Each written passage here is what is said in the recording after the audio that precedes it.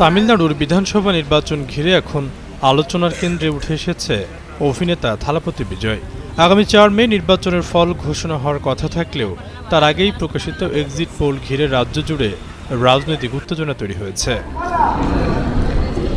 বেশিরভাগ exit pole যেখানে দ্রাবিড় মুনেত্র কাজাগাম ডিএমকে জোটের ফেরার ইঙ্গিত দিচ্ছে, সেখানে এক্সিস্ট মাই ইন্ডিয়ার সমীক্ষায় ভিন্ন চিত্র উঠে এসেছে। ওই সমীক্ষা অনুযায়ী অভিনেতা থেকে রাজনীতিবিদ হওয়া থালাপতি বিজয়ের দল টিভিকে এই নির্বাচনে বড় চমক দেখাতে পারে বলে ধারণা করা হচ্ছে। লেস অয়েল অ্যাবজর্ব করে আপনার পরিবারকে রাখে হেলদি ফুড গ্রেড ম্যাটেরিয়ালে তৈরি যমুনা কুকওয়্যার। এক্সিট পোল বলছে মূল প্রতিদ্বন্দ্বিতা চলছে বর্তমান ক্ষমতাসীন দল ডিএমকে এবং অল ইন্ডিয়া আন্না দ্রাবিড় মুনেত্র কাজাগাম এআইএডিএমকে জোটের মধ্যে। তবে চমক দেখাচ্ছে বিজয়ের দল। এই দলটি পেতে পারে ৯৮ থেকে ১২০টি আসন, এমনই পূর্বাভাস দেওয়া হয়েছে। যদি এই ফল বাস্তবে মিলে যায় তাহলে থালাপতি বিজয়ের দল সরকার গঠনেও বড় ভূমিকা রাখতে পারে।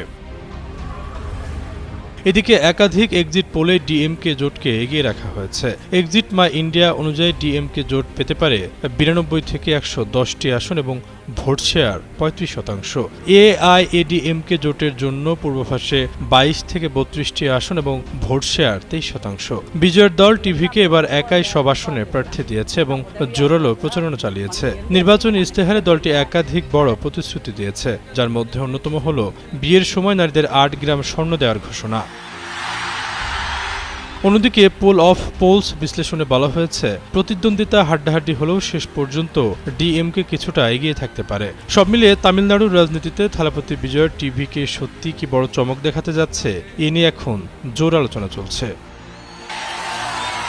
আশরাফুল ইসলাম, যুগান্তর নিউজ।